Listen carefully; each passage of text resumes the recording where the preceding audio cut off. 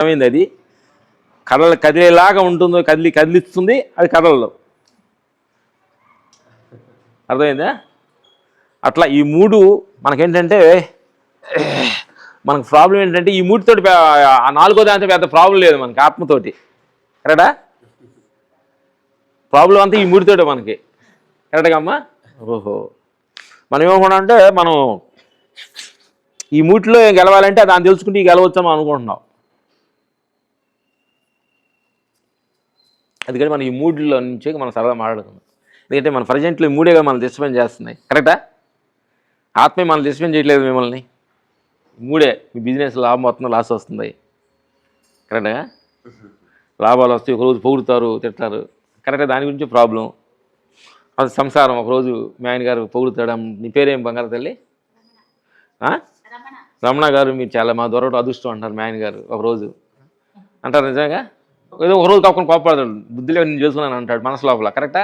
సహజం. నిన్ను అంటారు, ఏమంటే మీ దొరకడం నాకు సంతోషం అంటావు. ఇప్పుడు మొదటిపడి నేను చేసుకున్నాను కొంచెం మనసులో అనుకుంటా, తిరిగితే ఏమన్నా తిడతాడని. కరెక్టా? అందరూ జరుగుతుంది, మీకు కూడా మాకు కూడా అందరూ జరిగేది. ఇది కొత్త ఏం కాదు, నిరంతరం మారుతుంది ఇది. కూర్చోండి. దేహం మూడోది. ఈ మూడే కదా మనల్ని బెదిరిస్తుంది. కాకుండా బాగా తిన్నాం ఒకరోజు వీటితో ప్రాబ్లం అంతా వీటితోటే కదా. అప్పుడు మనకి ఆత్మతో పెద్ద ప్రాబ్లం అవసరం లేదు మనకి వీటితోటే ప్రాబ్లం అనమాట. ఉద్యోగం ఇస్తారు, 60 సంవత్సరాల తర్వాత అవసరం లేదని తీసేస్తున్నారు. ఏమంటే అత్తమామ అంటున్నారు, 4 రోజుల తర్వాత అమ్మ ఇక్కడ ఉంటాం అనీజీగా ఉంది, పక్కన ఉంటాం అంటున్నారు, వెళ్తున్నారు. ఇది ముసళ్ళు అవ్వకూడదు అని మనం ఏదో అనుకుంటున్నాం, అయిపోతుంది, మనం తెలియకుండా అవుతుంది, జమ్ములు వస్తున్నాయి. ఏంటి అసలు ఇది మనం తెలియకుండానే ఇన్ని మార్పులు జరుగుతుంది. ఏంటి ఇది? ఇప్పుడు నేను అంటున్నా కదమ్మా, మీరందరూ నేను అంటున్నారు కదా. మీరు అన్నప్పుడు ఉండాలి కదా. నేను అన్నప్పుడు, నాది అన్నప్పుడు బిజినెస్ ఎందుకు లాస్ వస్తుంది? నా బిజినెస్ అన్న ఎందుకు లాస్ వస్తుంది? ముసలు అవుతుంది. నేను అన్నప్పుడు నేను ముసలు అవ్వకూడదు కదా. నేను ముసలు అవ్వాలని నాకు కోరిక లేదు, ఎందుకు అవుతుంది? కరెక్టే కదా. అంటే నేనే కానీ నా కంట్రోల్ లేదు. బిజినెస్ లాస్ అవ్వకూడదు అనుకుంటున్నాను, లాస్ అవుతుంది, అంటే నా కంట్రోల్ లేదు. ఫ్యామిలీలో గొడవలు రావద్దు అనుకుంటున్నాను, ఏదో ముఖ మీద వస్తాయి, అంటే మన కంట్రోల్ లేదు. అంటే నేను అనుకుంటున్నాము ప్రపంచం అంతా, కానీ మన కంట్రోల్ లేదన్న సంగతి మాకు అర్థమైంది. మాకు అర్థమైంది, మీకు అర్థమైంది కోసం చెప్తున్నాం. కరెక్టా? కరెక్ట్ అని మన ఇది ఫ్రాంక్ మాట్లాడుకుందాం. కరెక్ట్ గురించి చెప్పండి. లేదంటే మీరు చెప్పింది కరెక్ట్ కాదంటే మాట్లాడదాం. మేము తెలియగల వాళ్ళు అనుకోవద్దు. మీరు అదే సినిమాలో ఫైటింగ్లు చేస్తున్నారని అనుకోవద్దు. ఇక్కడ తెలియగలవాడు కరెక్టేనా?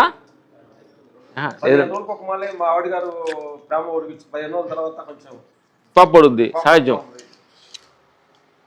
దాంట్లో మనకు రకరకాలుగా మారిపోతుంది. అందుకని ఈ ధ్యానం అంతా మీరు అందరూ కూడా నేర్చుకోవడానికి పత్రిజీ గారు చెప్పడానికి ఏంటంటే, ఏంది ఇదంతా మారుతుంది. ఏంటి ఇది? మారే దాని మీద మనకి ఎందుకు ప్రేమ ఏంటి? ఇది ఈ దేహం మన కంట్రోల్లో ఉండలేదు, ముసుగులో అవుతుంది, మన కంట్రోల్లో ఉండలేదు. దీనికి ఎందుకు మన బాధ్యత ఇవ్వాలి? మొత్తం ప్రాబ్లం ఎంత అవుతుందంటే, ఆదిశంకరాచార్యులు ఏమంటాడంటే, నువ్వు భార్యని పిల్లల్ని తేలిచ్చి అడుగులకు వెళ్ళొచ్చు, నీ ఆస్తులు అంతస్తులు కూడా పదవులు నాకు వద్దని వెళ్ళొచ్చు, కానీ దేహాన్ని మీద నువ్వు కానీ మమకారం పెట్టున్నావంటే ఎన్ని తేలిచ్చినా కానీ అది శూన్యం అంటాడు. కాబట్టి ముందు మనం దేహతత్వాన్ని తెలుసుకోవాలి, దీని గుణాలను. ఎందుకంటే మనం ఎట్లా అంటే, మనం ఎలా ఏం వచ్చామంటే ఇట్లా వెళ్ళాలి. ఫస్ట్ దేహం వచ్చింది, పుట్టాము. పుట్టుకు తోడుకున్నాం, 3 కేజీలతో వచ్చింది ఈ వస్తువు, పెద్ద అయింది. ఈ 3 కేజీలు కొన్నాళ్ళ తర్వాత సంసారం యాడయింది. 3 కేజీల వస్తువుకి వచ్చిన తర్వాత ఆ తర్వాత అమ్మ, ఓహో, నాన్న, అన్న, తమ్ముడు అనేది మొదలయ్యి ఫ్రెండ్స్ అయిపోయి ఇట్లా వచ్చింది. భార్య, పిల్లలు, ఉద్యోగం, నా ఇల్లు, నా ఆస్తి అనే దానికి మళ్ళీ ఎక్స్పోజ్ అయిపోయాం. ఇప్పుడు పైనుంచి మళ్ళీ పైన దిగుతూ రావాలి. ఎట్నుంచి? ఇప్పుడు ఈ లాస్ట్ దేహం వచ్చింది కాబట్టి ఫస్ట్ ఎండ్లో ఏది ఉంది? ప్రపంచం ఉంది మనకి. ఫస్ట్ ప్రపంచం అంటే తల్లిదండ్రులు పిల్లలు తెలిసిన తర్వాత ప్రపంచం తెలిసింది. స్కూల్కి వెళ్ళిన తర్వాత కదా, ఓ ఫ్రెండ్స్ వాళ్ళని అట్లా వచ్చింది. ఇప్పుడు మనం రివర్స్లో రావాలి. ప్రపంచం, సంసారం, దేహం క్లైమాక్స్. దీని దగ్గరికి వచ్చేటప్పుడు మన క్లైమాక్స్ లాగా అందరికీ ఒక వృద్ధాప్యం క్లైమాక్స్ ఉంటుంది కదా, అర్థమైపోతుంది. ఎందుకంటే మేము గురువుల దగ్గర, మాకు తమిళేది వచ్చు కాబట్టి మేము చాలామంది గురువుల దగ్గర ట్రావెల్ చేసి పాస్తా ఎన్ని సద్గురు ఎంత ట్రావెల్ చేసాం. అంటే మా తెలివి మీరు అనుకోవద్దు, గురువు దగ్గర కొన్ని అనుభవాలు చదువుతున్నాం. లాస్ట్ మిగిలేదు దుఃఖమే. ఇది ఫిక్స్. ఇది గురువుల దగ్గర మేము తెలుసు అనుభవం. అర్థమైంది. బాగా తిన్నావు, కొన్నాళ్ళు తినలేవు, బాగా చూస్తావు, కొన్నాళ్ళు చూడలేవు, బాగా నడుస్తావు, కొన్నాళ్ళు నడవలేవు, మిగిలేదేంటి? దుఃఖమే కదా. కరెక్టే కదా. పిల్లలందరూ ఉంటారు, పెద్దవాళ్ళు అయ్యారు, వాళ్ళు వెళ్ళిపోయారు. భార్య అంటదంటే అమెరికాలో ఉండి పిల్లోడు ఎత్తుకోవడానికి పిలిచారని అంటది, ఆయన ఒక్కడిని వదిలేస్తుంది. లాస్ట్ ఉండేది ఒక్కళ్ళే, ఆమె ఒక్కళ్ళే, మనం ఒక్కళ్ళమే. లాస్ట్ మిగులుతుంది ఏంటంటే దుఃఖం అనే సంగతి అర్థమైంది. క్లైమాక్స్ అప్పుడు ఏంటంటే మనం ఏంటుకుంటాం, చాలామంది చనిపోయేటప్పుడు ఏడుస్తుంటారు కదా, నా ఫ్యామిలీ అంతా పెట్టి. అప్పుడు మేము ఎందుకు ఏడుస్తాడు మనిషి అని మాకు చిన్న డౌట్ వచ్చింది ధ్యానంలో కూర్చున్నప్పుడు. అసలు మనిషి ఎందుకు ఏడవాలి? ఇన్ని 78 సంవత్సరాలు ఈ ప్రపంచంలో చూసావు, పెరిగావు, చదువుకున్నావు, ఇద్దరు పిల్లలు కన్నావు, ఉద్యోగాలు చేసావు, లాస్ట్ ఎందుకు అడుగుతున్నావు? ఏడ్చాడంటే, చిన్నపిల్లడు పుట్టంగా ఏడ్చాడంటే ఏడలేకపోతే ప్రాబ్లం. కొట్టి నర్సులు కొట్టి ఏడిపిస్తారు, కేయి ఏడ్చంటే ఓ బాగా యాక్టివ్ ఉన్నాడంటాం. వాడు ఏడవాలి. మనిషి ఏం చేయాలంటే 2, పిల్లోడు పుట్టినప్పుడు ఏడవాలి, పెద్దోడు మరణించినప్పుడు నవ్వాలి. ఇది ప్రిన్సిపల్ లెక్క. పిల్లోడు ఏడుతూ పెద్దోడు ఏడుతున్నాడంటే ఈయన పిల్లవాడు అయ్యాడు. అప్పుడు నీ 78 సంవత్సరాలు నీ జీవితం ఏమైంది? కానీ అర్థమైంది నీకు. రామాయణం చూడటానికి మళ్ళీ అంత నాటకానికి వెళ్ళామంట. ఈరోజు రాముడు గారు చేతగానే ఎక్కుతాం, కానీ ఏమన్నా నమస్తే అంటాం, కూర్చొని పక్క చిలుకూరు ఎక్కడికి వెళ్తాం రండి ఇక్కడ అంటాం, ఓ అట్లా అంటారు, ఓ థ్యాంక్స్ అంటారు. ఇది వాళ్ళు తిన్నా వీళ్ళు పెడతాం, మనం పెడతాం. ట్రైన్ రాగానే వాళ్ళు ఊరు రాగానే వాళ్ళు దిగుతారు, మన ఊరు మనం దిగుతాం, మన వాళ్ళు అట్లా దిగుతాం. బోర్ వేయకుండా ఏం చేస్తారంటే సరదా మాడుకుంటాం కదా. ఇప్పుడు మనం మాట్లాడుకునేదంతా మనం వెళ్ళే ట్రైన్ దిగడానికి వెళ్ళబోయే ముందు మాట్లాడుకుంటున్నాం. అర్థమైందా? అసలు మనం వెళ్ళేది ఎక్కడికంటే అసలు సంగతి మీకు తెలిసి ఎక్కడికి వెళ్తే మనం జర్నీ చేస్తున్నాము. ఎక్కడికంటే అసలు చోట ఒకటి ఉంది ప్లేస్, శూన్యంలోకి వెళ్ళడానికి కోసం జర్నీ. ఈ ట్రైన్లో నడుస్తున్నాం సరదాగా, బోర్ కొట్టకుండా మీకు అసలు ఏంటి సంసారం ఇది ఏంటి అనుకున్నప్పుడు, మేము గురువులు ఎగిలి మేము టెన్షన్ పడ్డప్పుడు కొంచెం బోర్ కొట్టకుండా కొంచెం కబుర్లు చెప్పుకుంటాం, ట్రైన్లో మాడుకుంటాం కదా, అట్లా కబుర్లు చెప్పుకుంటాం. వచ్చాం. ఈరోజు మీటింగ్ అంటే అది అంతే తప్ప ఎవరిని ఎవరు తీసుకెళ్ళరు. వాళ్ళ ఊర్లో వాళ్ళు దిగాల్సిందే, వాళ్ళ ట్రైన్ దగ్గరికి వచ్చి వాళ్ళు దిగాల్సిందే. అర్థమైందా? కాబట్టి మీరు అందరూ కూడా మిత్రులారా, మీరు ఆల్రెడీ ధ్యాన మాస్టర్స్ కాబట్టి మ్యాక్సిమం మీ ధ్యానం మన పిరమిడ్లో కూర్చుంటేనే ధ్యానం కాదు, మీ నిరంతరం కూడా ఈ దేహానికి. ఇప్పుడు నేను కారులో వస్తూ ఉంటుంటే, కారులో వస్తున్నా, ఇక్కడ మాకు తెలిసిన ల్యాండ్ చూస్తానికి వెళ్తే అక్కడ వస్తున్నప్పుడు కూడా నేను ల్యాండ్ చూస్తున్నా, కారులో చూస్తున్నాక నా నా దేహాన్ని నేను చూసుకుంటూ నా ఎడంగా నా అంటే హిమాలయంలో ఒక మంచు పట్టినప్పుడు ఆకారంతో పట్టుద్ది. ఇది ఒక ఆకారం పట్టినప్పుడు అది మనిషి శివుడు ఆకారంగా ఉంటుంది. ఆ మంచు కరిగిపోయినప్పుడు ఆకారం కరిగిపోయి మళ్ళీ ఆ రాయి ఉంటుంది. ఒక రాయికి ఇట్లా మంచు పడింది షేపులాలు వస్తాయి. అట్లాగే మనలో ఉన్న ఆత్మ చైతన్యానికి 2 కాళ్ళు, చేతులు, చెవులు అలా వచ్చినాయి. మనం కొన్నాళ్ళు చూసుకున్నాం దేహాన్ని. మంచు కరిగితే రాయి అన్నట్టు. అప్పుడు నేను 4 మాటలు తిన్నానండి, అరిగింది. నేను గోడ దూకానండి. ఈ తలుచుకుంటాడు ఎక్కడ ఉంటాడు, ఈయన 25లో ఉంటాడు, ఇప్పుడు 60లో రాడు. మేము ఎట్లా ఒప్పుకుంటుంది దేహం? ఇప్పుడు రాగలే కలవంగలనే పెద్దోళ్ళ దగ్గర కలవంగలు అంటారు. ఏమంటే మేము ఆ కాలంలో ఇలా చేసేవాళ్ళని, ఇప్పుడు ఎందుకు అయ్యేది మాకెందుకు? అది ఆ కాలంలో అయిపోయి మాకెందుకు ఇది? ఇప్పుడున్న ప్రజెంట్ ఏం ఆడుతున్నాయి, తింటే అరట్లేదు. ఇవి ఎప్పుడో ఆ కాలంలో తినేవాడిని అండి, గోడ దూకేవాడిని అండి, పరిగెత్తేవాడిని అండి. ఓహో, అంటే మనుషులు మీరు పెద్దవాళ్ళు మేము అన్ని అబ్జర్వేషన్ చేస్తూ ఉంటాం. ఆకపడగలనే ఈ చెబుతూ ఉంటారు. అంటే ఆయన ప్రజెంట్లో లేడు, 25లో ఉన్నాడు ఆయన. అంటే ఈ వృద్ధాప్యాన్ని యాక్సెప్ట్ చేయట్లా. ధ్యానం అంతా ఏంటంటే రండి బంగారం డాక్టర్. అందుకని మన ధ్యానంలో నేర్చుకోవాల్సింది అంటే ధ్యానం అని కదా తల్లి. ఏ సమయాన్ని లాసులాగా వృద్ధాప్య ఏజ్ రీచ్ లాగా మన ప్రాబ్లం లాగా న్యాచురల్గా జీవించే పాత్ర పోషించాలి. నిజమైన క్యారెక్టర్ అది. నేను అన్నది యాక్టింగ్ అంటే పాత్రలో మనం మోల్డ్ అవ్వాలి. అప్పుడు కానీ ఒక పాత్రకి ఒక సినిమాలో ఒక డైలాగ్ ఇచ్చాడు నీకు, ఆడమనిచ్చాను నవ్వుతుంటే కట్ నువ్వు అత్తవే ముసలాన్ని వెయ్యవు, కాళ్ళు ఆవిడ ఎమోషనల్గా ఉంది, చిన్న వయసు మాట తిడుతుంది, నువ్వు ఏడవాలమ్మా డైరెక్టర్ చెప్పాడు. ఇది సీను. కాబట్టి ఇప్పుడు మనం అందరూ ఫ్రెండ్లీగా మాడుకుంటే జ్ఞానం అంతా కూడా క్యారెక్టర్ అంటే పాత్ర తగ్గట్టు, పాత సిచ్యువేషన్ తగ్గట్టు, బాగా లేకపోతే బాగలేనట్టు బాధపడకూడదు. ఇప్పుడు పాత్ర నాకు బాగలేదు బాగలేని పాత్ర ఎన్ని రోజులు కొన్ని రోజులు 1 month 2 months బాగలేని పాత్ర వచ్చినప్పుడు దాన్ని నవ్వుతూ ఉండాలి.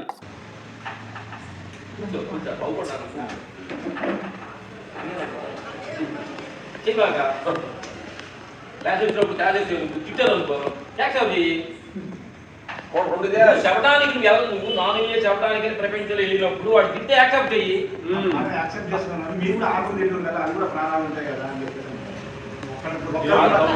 తక్కువగా వద్దు అంటే అప్పుడు దానికి ఏం చెప్తావు? మొక్కలు తింటావు, కూరగాయలు అడ్డు కూడా పెడదు అన్నారా? నువ్వు దానికి ఏమంటావు? దానికి ఏమన్నావు చెప్పు. ఎలా వాళ్ళు సొల్యూషన్ చేయగలుగుతాం? ఎలా చూసి ఎలా ఏం చెప్పగలిగావు? నేనేం చెప్పగలిగానంటే ఇప్పుడు 4 సిచ్యువేషన్ చెప్పాను. ఒక దారిలో వెళ్ళేటప్పుడు ఒక అతను రాళ్ళు కొడుతున్నాడు, ఇంకో కొంచెం ముందుకు పోయిన తర్వాత ఇంకొక అతను చెట్టు కొడుతున్నాడు, ఇంకో కొంచెం ముందుకు పోయిన తర్వాత ఇంకొక అతను మామూలుగా యాటపుత్తులకు వస్తున్నాడు, ఇంకో ముందుకు పోయిన తర్వాత ఇంకొక పర్సన్ గొడ్డలతో నడుపుతున్నాడు. ఈ 4 సిచ్యువేషన్లో నీకు ఎలా ఫీల్ అయినావని చెప్పేసి నా ఎదుటి వ్యక్తిని అడిగాను అన్నమాట. అట్లా అడిగినప్పుడు వాళ్ళు రెస్పాన్స్ ఏంటంటే ఒక పర్సన్ రాళ్ళు కొట్టినప్పటికీ అది చాలా తేడా వస్తుంది. ఎప్పుడైతే మనుషులు కొట్టావో అప్పుడు తేడా వస్తుంది. అమాయకుడు నువ్వు 4 తింటున్నావంటే నీకు 7 తింటలేదా అన్నం కూడా లేదు. ఈ ఎన్ని 4 చేతులు అర్థం అవుతా వాళ్ళు ఏంటంటే మన వాళ్ళు తెలియని వాడి దగ్గరికి వెళ్ళి ఎంత కథ కథ చెప్పావు అనుకోండి, వాడు ఇంకో కథ చెబుతాడు. నీకు అర్థం కాలేదు తల్లి, కథ కానీ వెళ్ళిపోయినంటే వాడు చెప్పే కథ ఏంటంటే వాడు డిసైడ్ అయ్యాడు తినాలని. వాడు తినాలని డిసైడ్ అయ్యాడు. వాడికి నువ్వు ఎన్ని కథ చెప్పినా వాడు తినే కథ చెప్తాడు కదా, ఈ కథ చెప్పడం కథ కదా చెప్పేది చూడు. అప్పుడు ఏమన్నారంటే ఒక తేలు నేలలో ముందుతూ ఉందంట. ఈ బంగారు తల్లి అంటే వచ్చి కాపాడుతుంది, ఇప్పుడు ముందు కాపాడుతుంది. నారాయణ తెలియగాడు వచ్చి నీకు తెలియదమ్మా తెలుగు గుర్తు తెలియదు తెలుసు కదా నన్ను కాపాడుతాం. అప్పుడు ఆ పక్కపక్కన బంగారం కావండి ఇంతే స్వభావం దానిది, దాన్ని మార్చినప్పుడు నేను మార్చుకోవాలి. ఇంతే సింపుల్ పాయింట్. చెప్పే స్వభావం నీది, ఏదో స్వభావం వాడాలి. మార్చలేదు వచ్చే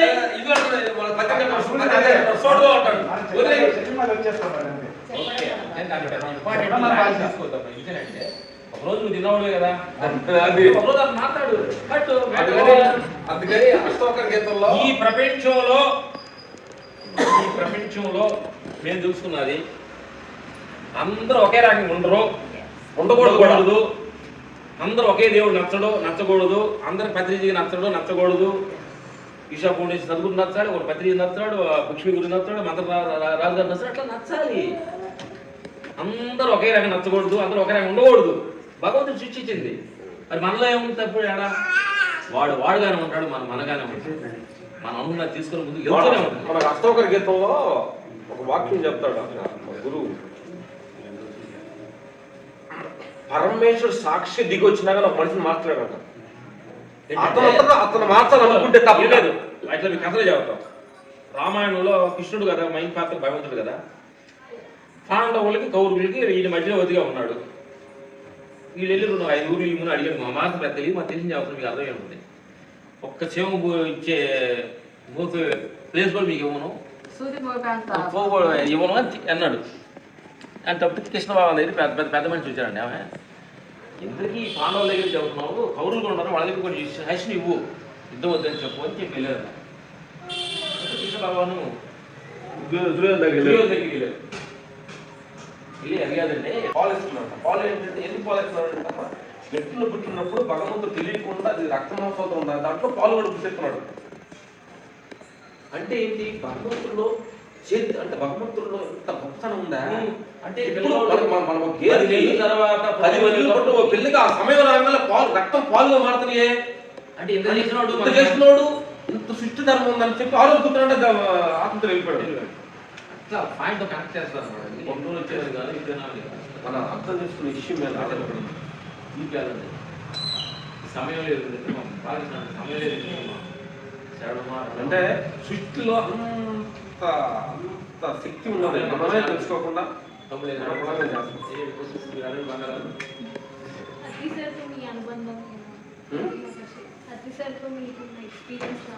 అనుబంధం ఇదే. మేము ముందు కూర్చోండి అతిథి గారు కలిసి అంటే మీ దగ్గర కూర్చున్నాను. అతిథి గారు ఉండబట్టే కోదాడలో పిరమిడ్ ఎక్కడ ఉందని గురుగారు ఇల్లు అడ్రస్ తెలుసుకొని వచ్చాం. ఇదే అనుబంధం, ఎందుకంటే గొప్ప నేనే తెలియదు ఏంటంటే ఎన్ని విషయాలు ఏంటంటే నేను ఎలా వచ్చాను, నాకు సోలు వచ్చి తగ్గింది, నేను ధ్యానం ఇంట్లో కూర్చుంటాను, నేను ఆ లోకానికి ఈ లోకానికి వెళ్ళాను అని చెప్పుకున్నాను.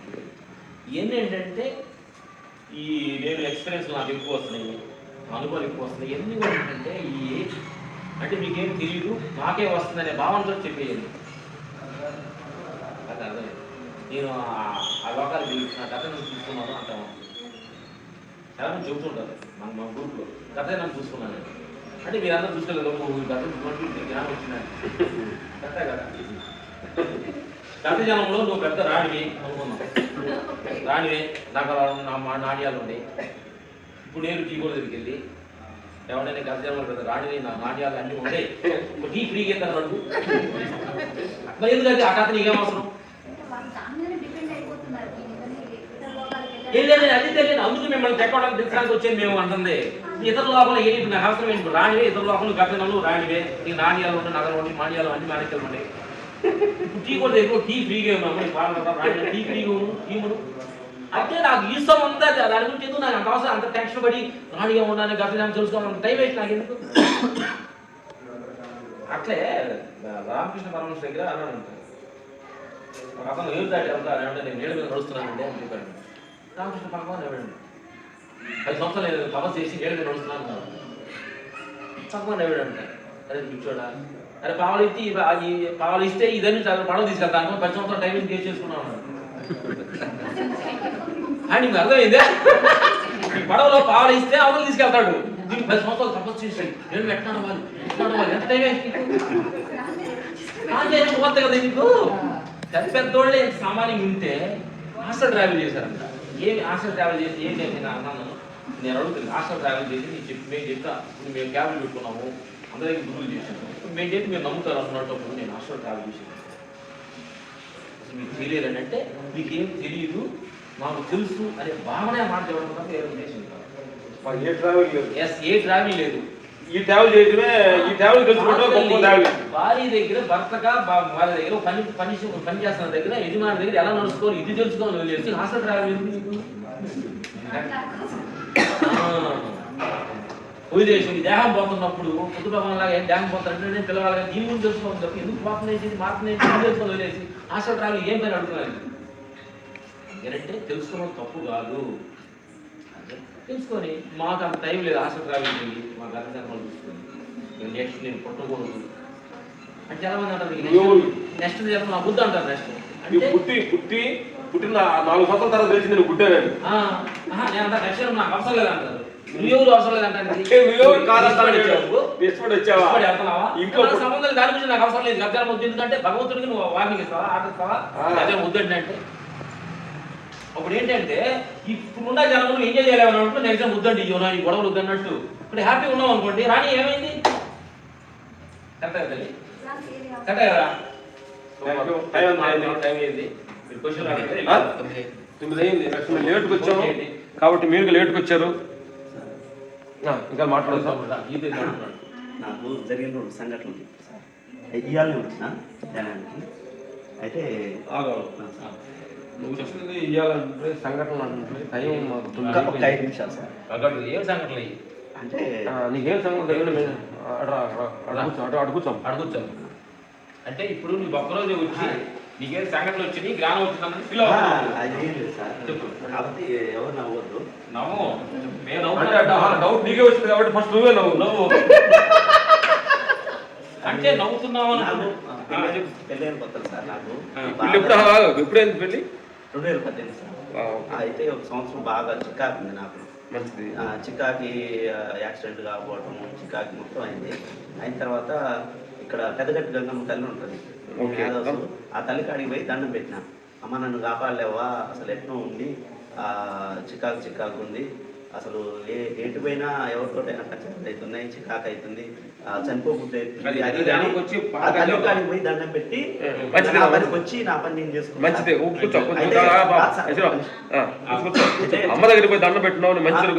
అయితే సార్ ఒక్క నిమిషం. అయితే కరెక్ట్గా 15 నాడు కళలో నన్ను గుంజుకొని పోయింది సార్. ఎక్కడికి గంగా నది ఎక్కడ పుడుతుందో అక్కడికి గుంజుకొని పోయింది.